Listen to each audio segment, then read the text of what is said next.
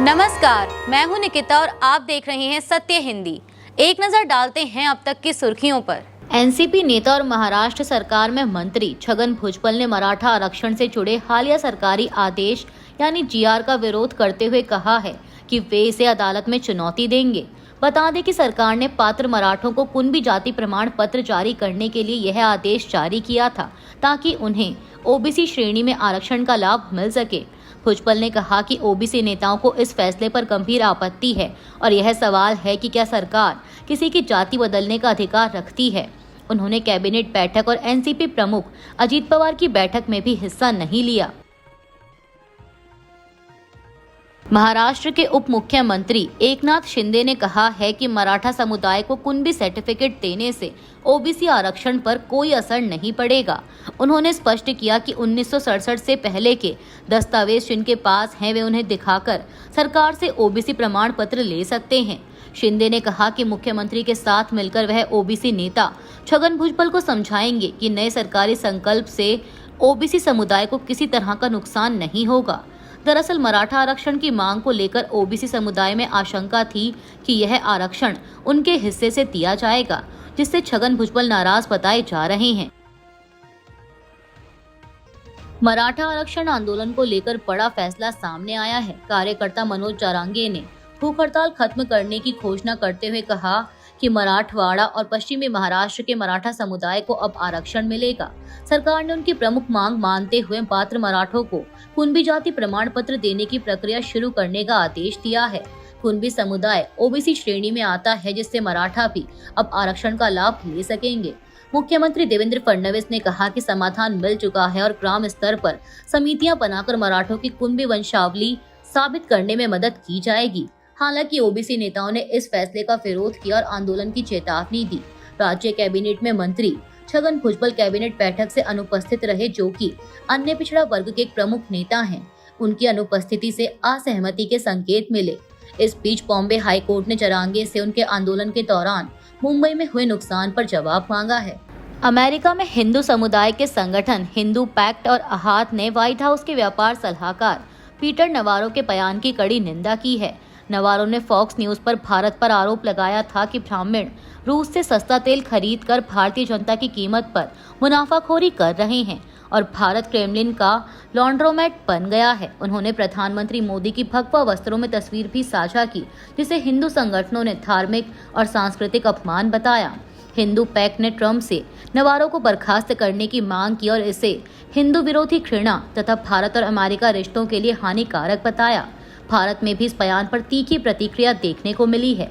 शिवसेना सांसद प्रियंका चतुर्वेदी और अर्थशास्त्री संजीव सान्याल ने इसे औपनिवेशिक मानसिकता और जातिवाद बताया है। जानकारों ने कहा कि अमेरिका का पोस्टन ब्राह्मण शब्द वहां के अभिजात वर्ग के लिए था, जिसका भारत की जाति व्यवस्था से कोई लेना देना नहीं है। नवारो का यह विवादास्पद बयान ऐसे समय पर आया है जब भारत और अमेरिका के बीच रूसी तेल खरीद और 50% अमेरिकी टैरिफ को लेकर तनाव बढ़ा हुआ है। भाजपा ने कांग्रेस प्रवक्ता पवन खेड़ा पर 2 वोटर आईडी रखने का आरोप लगाने के बाद अब दावा किया है कि उनकी पत्नी और तेलंगाना की कांग्रेस नेता कोटा नीलिमा के पास भी 2 सक्रिय वोटर आईडी कार्ड हैं, एक खैरताबाद तेलंगाना और दूसरा नई दिल्ली में। भाजपा आईटी सेल के प्रमुख अमित मालविया ने कहा कि यह संयोग नहीं बल्कि कांग्रेस नेताओं की संगठित वोट धांधली है। उन्होंने राहुल गांधी पर हमला करते हुए कहा कि वे अपनी पार्टी के नेताओं की आपराधिक गतिविधियों से खुद को अलग नहीं कर सकते। भाजपा प्रवक्ता शाजिया इल्मी ने कांग्रेस को फरेब का पासार चलाने वाली पार्टी बताया। वहीं पवन खेड़ा ने आरोपों को राजनीति से प्रेरित बताया है और कहा कि उन्होंने 2016 और 17 में दिल्ली वाली वोटर आईडी हटाने का आवेदन किया था, लेकिन चुनाव आयोग ने कार्रवाई नहीं की। निर्वाचन कार्यालय ने खेड़ा को नोटिस जारी कर 6 दिन में जवाब देने को कहा है। अमेरिका के राष्ट्रपति डोनाल्ड ट्रंप ने चीन में विक्ट्री डे परेड के दौरान रूसी राष्ट्रपति व्लादिमीर पुतिन और उत्तर कोरिया के नेता किम जोंग उन की मौजूदगी पर तंज कसा है। उन्होंने शी जिनपिंग पर आरोप लगाया कि वे पुतिन और किम जोंग के साथ मिलकर अमेरिका के खिलाफ साजिश रच रहे हैं। ट्रंप ने सोशल मीडिया पर लिखा कि चीन को याद रखना चाहिए कि द्वितीय विश्व युद्ध में अमेरिका ने उसकी आज़ादी में अहम भूमिका निभाई थी और कई अमेरिकी सैनिकों ने बलिदान दिया था। उन्होंने व्यंग्य करते हुए कहा कि पुतिन और किम जोंग को मेरी ओर से शुभकामनाएं दे दीजिए। ट्रंप ने साफ किया कि उन्हें रूस और चीन की बढ़ती नजदीकी से कोई चिंता नहीं है, क्योंकि अमेरिका के पास दुनिया की सबसे मजबूत सेना है और कोई भी देश उस पर हमला करने की हिम्मत नहीं करेगा। उन्होंने दावा किया कि चीन को भी अमेरिका की जरूरत है और शी जिनपिंग के साथ उनके रिश्ते अच्छे हैं। फिनलैंड के राष्ट्रपति अलेक्जेंडर स्टब ने भारत और ग्लोबल साउथ के प्रति अमेरिकी विदेश नीति को लेकर डोनाल्ड ट्रंप को सीधी चेतावनी दी है। कैमरे पर बोलते हुए स्टब ने अधिक सम्मानजनक और सहयोगात्मक रुख अपनाने की अपील की और कहा कि वरना वैश्विक प्रभाव खोने का खतरा रहेगा। उनकी यह टिप्पणी ट्रंप द्वारा भारतीय आयातों पर 50% टैरिफ लगाने को लेकर बढ़ते तनाव के बीच आई है और प्रधानमंत्री मोदी की उपस्थिति में हुए शंघाई सहयोग संगठन यानी एससीओ शिखर सम्मेलन के बाद बदलते गठबंधनों को दर्शाती है। समाजवादी पार्टी प्रमुख अखिलेश यादव ने योगी सरकार और भाजपा पर चुनावी वादे पूरे न करने, शक्ति का दुरुपयोग करने और जनता का भरोसा खोने का आरोप लगाया है। उन्होंने कहा कि रोजगार, शिक्षा और स्वास्थ्य के मोर्चे पर बीजेपी सरकार पूरी तरह नाकाम रही है और संविधान को दबाने का काम कर रही है। पीटीआई के मुताबिक बुधवार को पार्टी नेताओं और जिला अध्यक्षों को संबोधित करते हुए अखिलेश ने कहा कि 2027 में बीजेपी सरकार को अब कोई नहीं बचा पाएगा। उन्होंने दावा किया कि उत्तर प्रदेश से बीजेपी को हटाना जरूरी है ताकि लोगों के खिलाफ हो रहे अन्याय और अत्याचार को खत्म कर सके। अखिलेश ने कहा कि जनता अब बीजेपी पर भरोसा नहीं करती और बदलाव की लहर साफ दिखाई दे रही है। मोदी सरकार ने नागरिकता संशोधन अधिनियम यानी सीएए की कट ऑफ तारीख 31 दिसंबर 2024 तक बढ़ा दी है। गृह मंत्रालय ने आदेश जारी कर कहा कि अफगानिस्तान, पाकिस्तान और बांग्लादेश से धार्मिक उत्पीड़न के कारण भारत आए हिंदू, सिख, बौद्ध, जैन, पारसी और ईसाई लोग बिना पासपोर्ट या अन्य दस्तावेजों के देश में रह सकेंगे। पहले यह सीमा 31 दिसंबर 2014 तक थी। इससे 2014 के बाद आए अल्पसंख्यकों, खासकर पाकिस्तान और अफगानिस्तान से आए हिंदू सिख समुदाय को बड़ी राहत मिली है। हालांकि मुस्लिम समुदाय को इसमें शामिल नहीं किया गया। गौरतलब है कि सीएए 2019 में पारित हुआ था और 2024 में लागू किया गया। इस फैसले का कई जगह विरोध भी हुआ है। आलोचकों का कहना है कि यह कानून संविधान के अनुच्छेद 14 का उल्लंघन करता है और धर्म के आधार पर भेदभाव करता है। वहीं असम और पूर्वोत्तर राज्यों में इसे स्थानीय पहचान और असम समझौते के खिलाफ बताया गया। पंजाब दशकों की सबसे भयंकर बाढ़ से जूझ रहा है। राज्य के सभी 23 जिले प्रभावित हैं। अब तक 30 लोगों की मौत और 3.54 लाख से अधिक लोग संकट में हैं। करीब 1400 गांव जलमग्न हैं और 3 लाख एकड़ में फसलें बर्बाद हो चुकी हैं। गुरदासपुर और अमृतसर सबसे ज्यादा प्रभावित जिले हैं। मुख्यमंत्री भगवंत मान ने राज्य को पूरी तरह बाढ़ प्रभावित घोषित कर दिया और 60,000 करोड़ रुपए के बकाया फंड केंद्र से जारी करने की मांग की। कांग्रेस नेता राहुल गांधी ने भी केंद्र से विशेष राहत पैकेज की अपील की।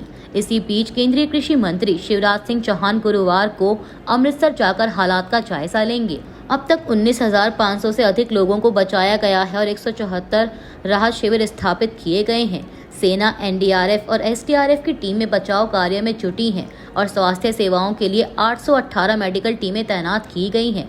वहीं मौसम विभाग ने कई जिलों में रेड अलर्ट जारी किया है और सभी स्कूल 7 सितंबर तक बंद कर दिए गए हैं। दिल्ली में भारी बारिश के कारण यमुना का जल स्तर लगातार बढ़ रहा है और यह खतरे के निशान को पार कर चुका है। बुधवार दोपहर 1 बजे तक यमुना का जल स्तर 207 मीटर दर्ज किया गया। पानी बढ़ने से यमुना खादर और मयूर विहार फेज 1 सहित कई निचले इलाकों में बाढ़ जैसे हालात बन गए हैं। यमुना बाजार, नजफगढ़, मजनू का टीला, मदनपुर खादर और बदरपुर में भी पानी भर गया है, जिससे सड़कें डूब गई हैं और लोग अपने सामान के साथ सुरक्षित स्थानों पर जा रहे हैं। अब तक 7,500 से अधिक लोगों को राहत शिविरों में पहुंचाया गया। एनडीआरएफ की 4 टीमें बचाव कार्य में लगी हैं और अब तक 5 लोगों को सुरक्षित निकाला जा चुका है। इस बीच मौसम विभाग ने आज हल्की बारिश और कल गरज के साथ बारिश की संभावना जताई है। प्रधानमंत्री मोदी ने मंगलवार को अपनी मां के खिलाफ अपमानजनक टिप्पणी को लेकर कांग्रेस और आरजेडी पर निशाना साधा और कहा कि यह घटना देश की हर महिला, खासकर बिहार की महिलाओं का अपमान है। अब पीएम मोदी के इसी बयान पर आरजेडी नेता तेजस्वी यादव ने पलटवार किया है। उन्होंने एक्स पर एक लंबा चौड़ा पोस्ट करते हुए लिखा कि माँ तो माँ होती है। माँ शब्द जुबान पर आते ही कितना सुकून मिलता है। जो बेजुबान है माँ तो उनकी भी होती है। किसी को भी किसी की भी माँ बहन बेटी के प्रति अपशब्द नहीं बोलने चाहिए। इस दुनिया में मौजूद हर इंसान, जीव जंतु, पशु पक्षी सभी माँ की ही पैदाइश हैं। तेजस्वी ने आगे पीएम मोदी पर निशाना साधते हुए लिखा कि प्रधानमंत्री मोदी जी महिलाओं और लड़कियों से बलात्कार करने वाले प्रज्वल रेवन्ना का प्रचार कर उसे जिताने की अपील करें तो वह है मोदी जी का मास्टर स्ट्रोक। मोदी जी किसी की मां को 50 करोड़ की गर्लफ्रेंड बोले तो वह मोदी जी वाह। मोदी जी देश के लिए शहादत दे चुके साहसी प्रधानमंत्री की पत्नी और नेता प्रतिपक्ष की मां को विधवा और जर्सी गाय बोले तो बेशर्म लोग कहेंगे कि मोदी जी ने शानदार भाषण दिया है। मोदी जी मुख्यमंत्री नीतीश कुमार की पैदाइश पर यह कहते हुए सवाल उठाएं कि इनका तो डीएनए ही खराब है, अर्थात इनका खून ही खराब और गलत है, तो वह सही है। जेडीयू के लोग बताएं जो नख और बाल काट पीएमओ को भेजे थे, उनकी रिपोर्ट आ गई है क्या? तेजस्वी यादव इतने पर ही नहीं रुके, उन्होंने आगे कहा कि मोदी जी के सचेतक ने अभी कुछ दिन पहले बिहार विधानसभा में मेरी मां को गाली दी तो मोदी जी ने उसकी पीठ थपथपाई, फिर वो कहे कि मोदी महान। एक बीजेपी नेता ने हमारी प्रवक्ता को साड़ी साया खोल सरेआम सड़क पर बलात्कार की धमकी दे तो मोदी जी उसे सम्मानित करते हुए अपने जहाज तक बुलाते हैं। इनके प्रदेश अध्यक्ष दिलीप जायसवाल कल टेसू बहा रहे थे। वही आदमी कुछ दिन पहले कह रहे थे कि उनसे बड़ा गालीबाज कोई नहीं है और वह गालियों की चलती फिरती दुकान है। मणिपुर में भाजपाइयों द्वारा महिलाओं को निर्वस्त्र घुमाया गया, क्या वो किसी की मां नहीं थी? बिहारियों को गुजरात में गाली दी जाती है तो प्रधानमंत्री चुप रहते हैं। बेरोजगारों और युवाओं को गाली के साथ लाठी से पीटा जाता है तो इनके टेसू नहीं निकलते। किसान आंदोलन में हजारों किसान मारे गए, किसान और नौजवान आत्महत्या कर रहे हैं। लॉकडाउन में मजदूर पैदल चले लाखों लोग मारे गए, तब ये नहीं रोए। पुलवामा, पहलगाम और गलवान घाटी में हमारे सैनिक मारे गए, जब इनके टेसू नहीं निकले। तेजस्वी ने कहा कि ये दोहरे चरित्र के लोग हैं। ये लोग वोट चोरी से ध्यान हटाने के लिए प्रपंच रच रहे हैं। माँ तो माँ होती है। अभी के लिए इतना ही। बाकी की देश दुनिया की बड़ी खबरों के लिए जुड़े रहिए सत्य हिंदी के साथ। Copyright disclaimer under Section 107 of the Copyright Act 1976. Allowance is made for fair use for purposes such as criticism, comment, news reporting, scholarship, and research. Fair use is a use permitted by copyright statute that might otherwise be infringing.